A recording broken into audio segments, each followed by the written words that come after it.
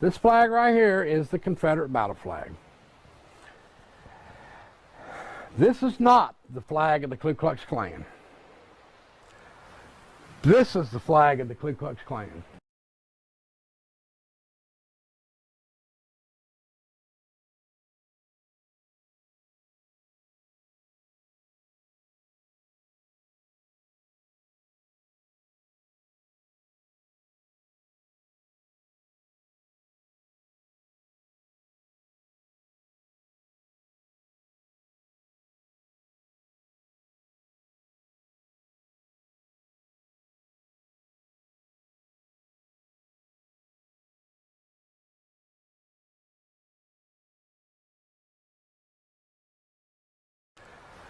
This is the flag of the Ku Klux Klan. You know, you asked me 3 weeks ago, you know, what's one of the things I'm going to miss about playing the game of football? And I would tell people that, man, standing up there on that sideline and singing that national anthem, the flag is up and the whole nine, that was one of the great joys of my life, right? And so then what happens is when you have these protests, you start looking at different things. And then you go back and you look at the author of the national anthem. Right? This guy, he had slaves. You know, you look at Francis Scott Key, he was a slave owner.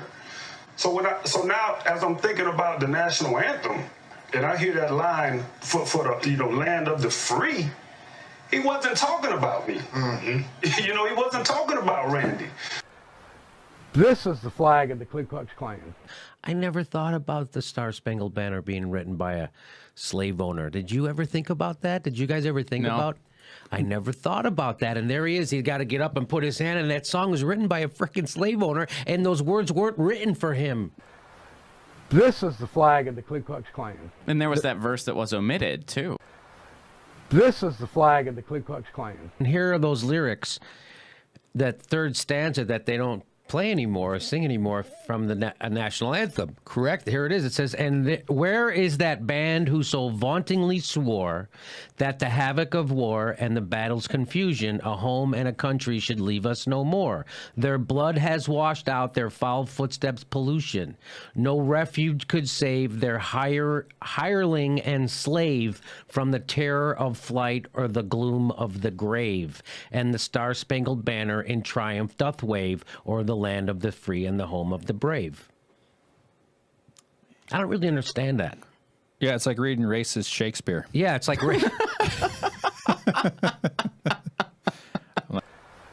This is the flag of the Ku Klux Klan. So there's no safety for hirelings or slaves. So the hirelings are just afraid, and the slaves, well, they're just going to go to the grave. That's they're both hunted and put in the grave. More or less. This is from Snopes, and Snopes says, like so many of his compatriots, Francis Scott Key, the wealthy American lawyer who wrote the Star-Spangled Banner in the wake of the Battle of Fort McHenry on 14th of September, 1814, was a slaveholder who believed blacks to be a distinct and inferior race of people, which all experience proves to be the greatest evil that afflicts a community. Wow, that's pretty unbelievable. This is not the flag of the Ku Klux Klan. This is the flag of the Ku Klux Klan. This is the flag of the Ku Klux Klan. In high school, I befriended a German exchange student, and this is in the 90s, and he said that the Pledge of Allegiance was the creepiest thing. He said it was the most Nazi thing he's seen. Because they're super in America, because he was over here for a year. I was taught by Buddy Ryan from my first game. He showed us a clip where he was videotaping the national anthem. He said, if you want to get a fast way out of Philadelphia, disrespect the national anthem. Don't have your helmet in your right arm underneath you. Don't have your toes on the line. I will cut you. If I can cut you in the middle of the game, I'll cut you in the middle of the game. But if I see the film after the game, I'll cut you immediately after the game.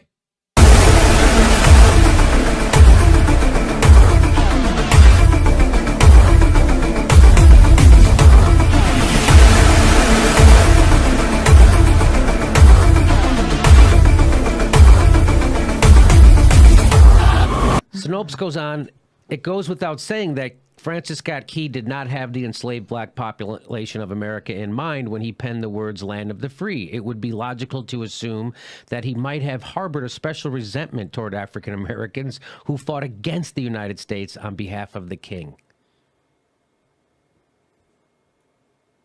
Can you imagine being a slave owner and fighting for England? You're screwed either way. Either way, they're both going to be your slave owner. The Constitution of the United States said you're 3/5 of an American, right? Or 3/5. 3/5. Yeah. Now they're 5/5. Now they're 5/5 on paper. Yeah, on paper at least. On paper, but still, if you get, but when pulled over, they're still not fully. This flag right here is the Confederate battle flag. This is not the flag of the Ku Klux Klan. This is the flag of the Ku Klux Klan. This is not the flag of the Ku Klux Klan. This is the flag of the Ku Klux Klan. The NFL is in a very bad box. You cannot have people disrespecting our national anthem, our flag, our country, and that's what they're doing. And in my opinion, the NFL has to change. Or you know what's going to happen? Their business is going to go to hell. First Amendment. Do you oppose the First Amendment? Okay?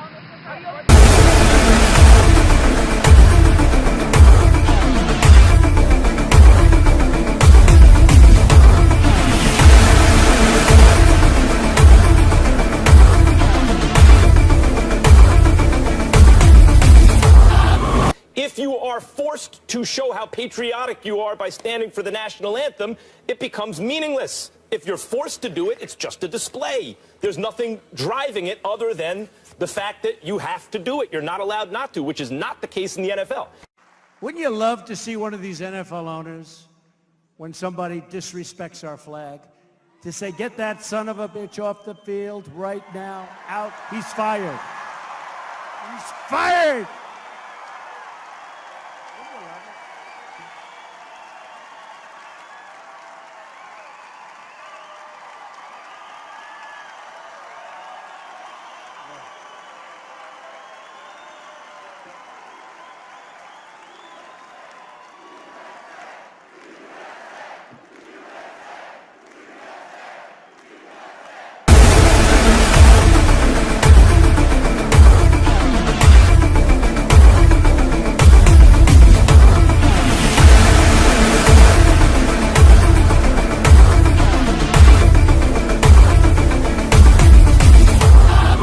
You know, some owner's going to do that. He's going to say, that guy that disrespects our flag, he's fired. And that owner, they don't know it. They don't know it. They're friends of mine, many of them. They don't know it. They'll be the most popular person for a week. They'll be the most popular person in this country because that's a total disrespect of our heritage. Is he talking about our heritage as in the heritage of this country that enslaved black folks or took land from Native Americans, or the heritage that still has systemic racism in this country? Which heritage is he talking about? And to pick a fight with NFL players. I mean, this flag in this country is just as much about Patrick Henry saying, give me liberty or give me death, as it is about Fannie Lou Hamer saying, I'm sick and tired of being sick and tired. These players have every right to express themselves and to challenge this system. And in the same spirit of Muhammad Ali, or even when James Baldwin said that I love this country more than any other country, and that is why I reserve my, the right to critique this country. That is what those NFL players are doing. They're upholding their First Amendment right, and they are pushing this country to recognize its bigotry, its oppression, and its racism, and that is very much American. That's a total disrespect of everything that we stand for, okay? Everything that we stand for. This is the flag of the Ku Klux Klan. People pointed out to you, like I had a similar occurrence. A friend of mine from Belgium, he came and he visited me. I was living in Pittsburgh at the time. He had never seen like older architecture in the U.S., so I was taking him around. I took him to a church, and he was baffled because there was a United States flag in the church, which is very common for one to be in the corner and stuff typically. And he was just like, that's like not allowed in a lot of countries. Like you don't like do that, like a place of worship and nationalism, like you just don't mix those two. And I'm like, well, we got our issues here. Boy, we got our issues here, huh? Big time. So This is the flag of the Ku Klux Klan. In high school, I befriended a German exchange student, and this is in the 90s, and he said that the Pledge of Allegiance was the creepiest thing. He said it was the most Nazi thing he's seen. Because they're super in America, because he was over here for a year. One of my boys sent me this morning. I had Dave Zabino double check this for me because I want to double check these facts and make sure we was on point. Let me read something to y'all real quick. It wasn't until 2009 that until 2009, no NFL players stood for the national anthem because players actually stayed in the locker room as the anthem played. The players were moved to the field during the national anthem because it was seen as a marketing strategy to make the athletes look more patriotic. The United States Department of Defense paid the National Football League $5.4 million. I've been talking about $5.4 million between 2011 and 2014, and the National Guard $6.7 million between 2013 and 2015 to stage on-field patriotic ceremonies as part of military recruitment budget line items. And that's this is why, stuff that has been printed. And there's that. And then there's that. That's why Senator McCain co-signed the statement saying, I mean, they looked into it and said this is paid patriotism. Let's just marinate on that for a second as we go back to football. Paid patriotism. Very interesting. Thank you for bringing that up. Colin, so many people see the flag as kind of a symbol of military. How do you view it, and what do you say to those people? You know, I have great respect for men and women that have fought for this country. I have family, I have friends that have gone and fought for this country. And they fight for freedom. They fight for the people. They fight for liberty and justice for everyone. And that's not happening. I mean, people are dying in vain because this country isn't holding their end of the bargain up as far as, you know, giving freedom and justice and liberty to everybody. It's something that's not happening. And I've seen videos, I've seen circumstances where men and women that have been in the military have come back and been treated unjustly by the country they fought for and have been murdered by the country they fought for on our land. That's not right. My only advice to Colin Kaepernick is this. Listen, I understand what you're trying to do. But understand, take the flag out of it. He's making it seem like Colin Kaepernick isn't a patriot. This was never about the flag. This was never about the veterans. He told you what it was about, but you still keep trying to take it back there because you don't want to talk about the issues in which Colin Kaepernick is raising. Hello, sir. Good. How are you?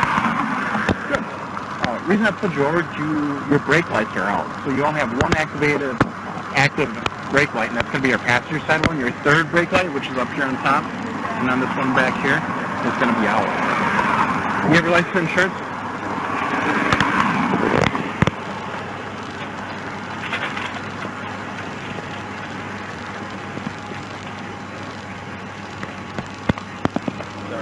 Tell you, I do have a firearm on me. Don't reach for it then.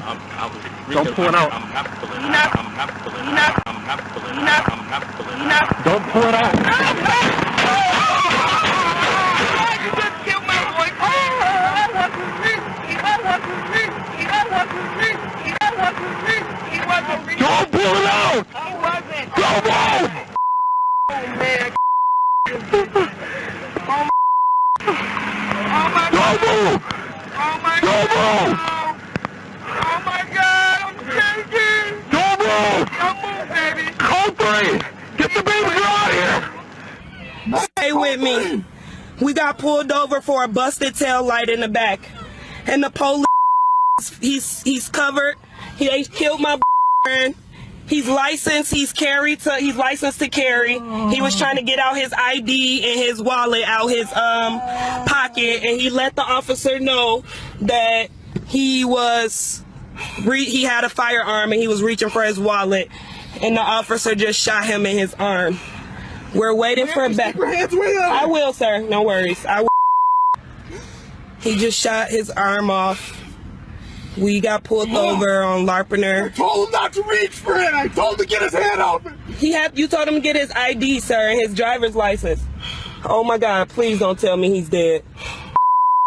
Please don't tell me my boyfriend just went like that. Keep your hands where they are, please. Yes, I will, sir. I'll keep my hands where they are. Please don't tell me this, Lord. Please, Jesus, don't tell me that he's gone. Please don't tell me that he's gone. Please, officer, don't tell me that you just did this to him. You shot 4 bullets into him, sir. He was just getting his license and registration, sir. Get the female passenger out! Ma'am, exit the car right now with your hands up. You see your hands. Exit now. Keep them up. Keep them up. Where's my daughter? You got my daughter? Face away from me and walk backwards. Walk backwards towards me. Keep walking. Keep walking. And in the moment you are born, since you don't know any better, every stick and stone and every face is white. And since you have not yet seen a mirror, you suppose that you are too. It comes as a great shock, around the age of 5 or 6 or 7, to discover that the flag to which you have pledged allegiance, along with everybody else, has not pledged allegiance to you. It comes as a great shock to discover that Gary Cooper killing off the Indians when you were rooting for Gary Cooper, that the Indians were you. You think that the scenes are sort of an indictment against police? There is police brutality. Yeah. People of color have been targeted by police. So that's a large part of it. And they're government officials. They're put in place by the government. So, you know, that's something that this country has to change. There's things we can do to, you know, hold them more accountable, make those standards higher. You have people that practice law and are lawyers and go to school for 8 years, but you can become a cop in 6 months and don't have to have the same amount of training as a cosmetologist. That's insane. I mean, someone that's holding a curling iron has more education and more training than people that have a gun and are going out on the street to protect us.